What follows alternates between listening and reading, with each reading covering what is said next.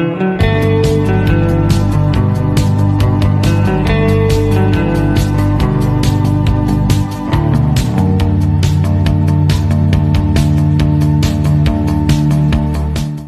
tayo ngayon. Ayan. Parang ayoko nung may antare, oh. Hinahabol niya ang person. So ngayon, on the way kami para mag-celebrate ng aming anniversary. So 12 years na kami. Grabe, ang tagal na nun. Para na tayo nagpalaki ng bata. Di ba, no? High school na ba yun? Pag ganon, 12 years old. Kain kami ngayon ng tepanya. Ang tagal ko na talagang gusto magtepanya. Parang birthday ko pa, August pa lang yun. Gusto ko na talaga magtepanya. Pero, ayun, ngayon tumugma yung schedule namin at gustong gusto ko na.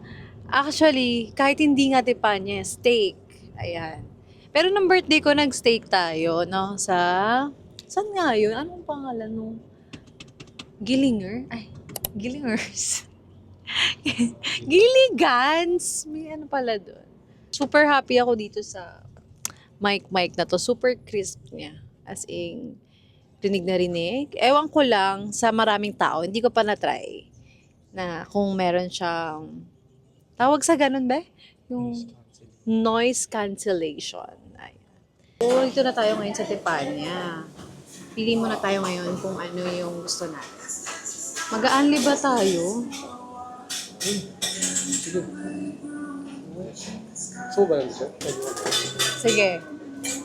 Ito na lang kami, tapos isang dessert. Ano ba banana plan? Ah, Ano po ba daw yung sir and Joe? Joel. Hi ka muna.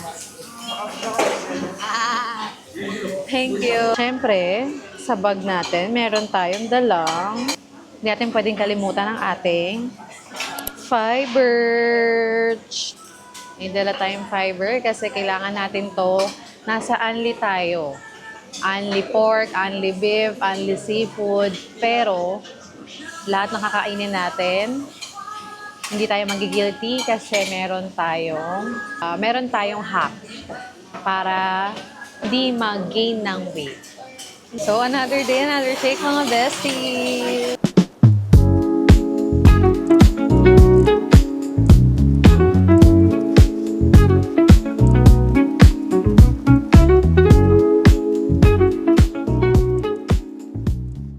May usiyaki cut. Tara, tikman natin ngayon yung usiyaki cut.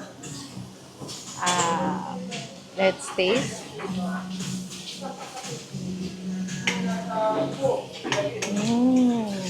Sarap nga. Meron pa tayong tsahan. Ah.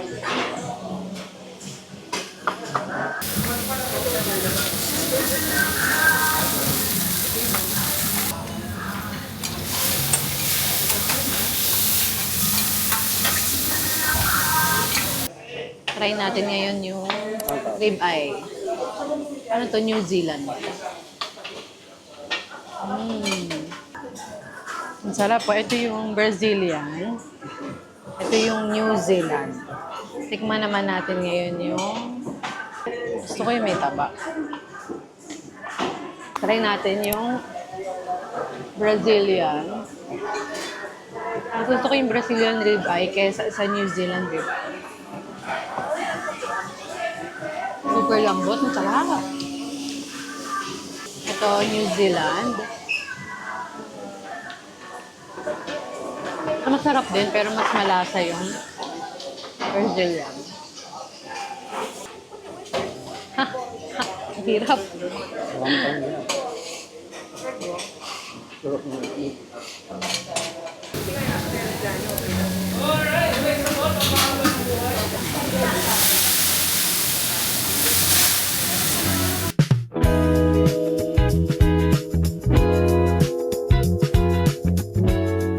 Tapos na tayong kumain.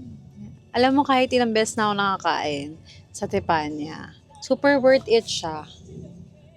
Mahal siya, pero worth it siya. Kasi lahat gusto mo tikman, lahat masarap. Lalo na yung ano nila, yung butter nila. So ngayon naman, on the way tayo para mag-relax-relax naman. dalawa yung pinag-iisipan namin. Ano ba ang basa doon? Nuwatay or Nuatay, bahala kayo. Search nyo na lang yan. Nuatay at saka 15th Avenue here in Bacoor. Taga Bacoor ka, comment mo kung ano yung pinaka worth it or pinaka sulit sa'yo na massage spa na within Bacoor lang. Grabe na dito talaga sa Bacoor. Tignan nyo. Super traffic.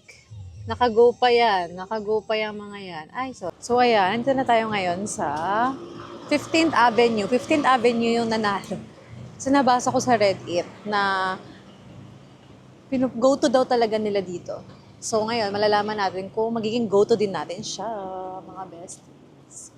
Ito siya. Dito siya sa may Molino Boulevard. Dito sa Motor Trade. Ayun siya, 15th Avenue. Kahit isa na lang, no?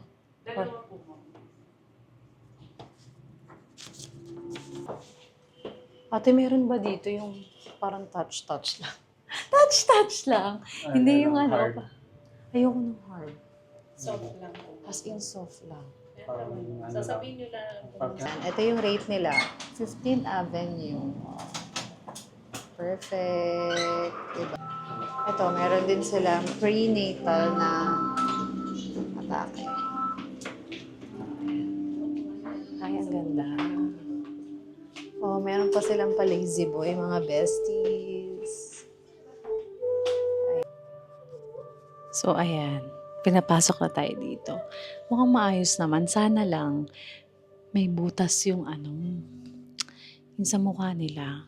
Kasi nahihirapan ako pag...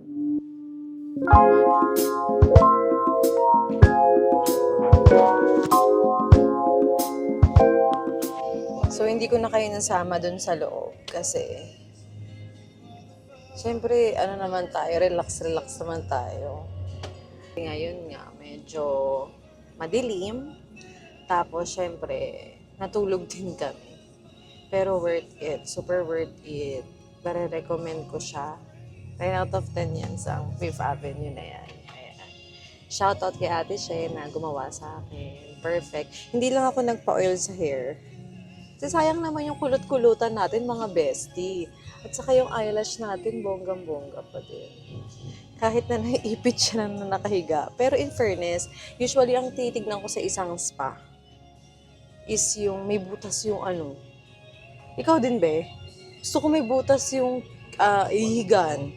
Kasi for the ngalay ako pag for the ganyan. So yun lang, maraming salamat sa pagsama sa amin. Hi ka muna, love. Bye-bye ka muna sa kanila. Bye, bestie!